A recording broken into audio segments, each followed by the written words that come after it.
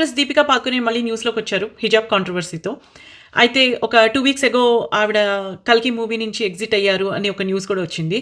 So there is a lot to unpack and ఈ వీడియోలో అవన్నీ అడ్రస్ చేద్దాం. అండ్ ఎస్పెషల్లీ హిజాబ్ కాంట్రవర్సీ ఎండ్లో మాట్లాడతాను, అది కూడా చూడండి.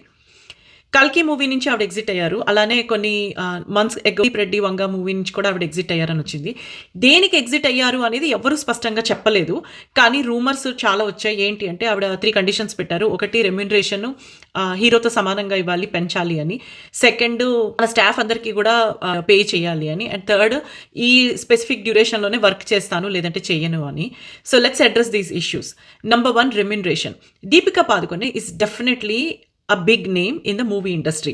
మేబీ మనకి మన హీరోలు గొప్ప అండ్ పెద్ద అని అనిపించవచ్చు, కానీ గ్లోబల్ ప్లాట్ఫామ్లో చూసుకుంటే కనుక Deepika definitely has a standpoint and it's high time movie industry recognizes the calibre of a female artist also and pays the female artist at par with the male artist.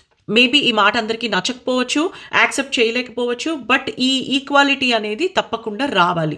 If not now at some point. Second, తన స్టాఫ్కి అందరికీ pay చేయాలి అని చెప్పి. ఈ movie industry is based on glamour. You are given this job and opportunity because you look beautiful. So you looking beautiful and getting this opportunity is on you. ఇప్పుడు నేను చదువుకొని నా సర్టిఫికేషన్స్ నేను చేసుకుంటేనే నా జాబ్లో నేను కంటిన్యూ అవ్వగలను.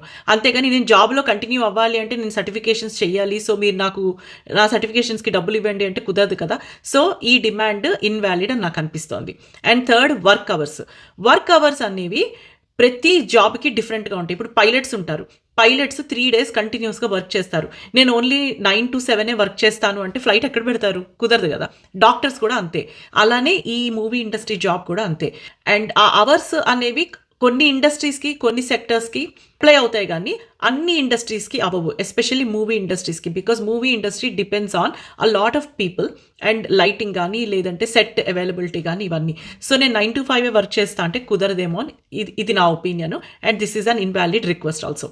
ఇక ఫైనల్ కాంట్రవర్సీ, హిజాబ్ controversy.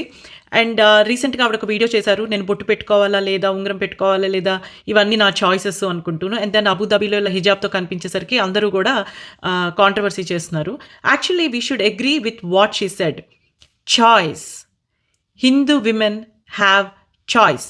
Women in Sanatana Dharma have choice. They have the freedom to do or not do what they want. But అక్కడ మీరు హిజాబ్ ఎందుకు వేసుకోవాల్సి వచ్చింది? Hindu women have choice. It's a big word. We have the freedom. నమస్తే.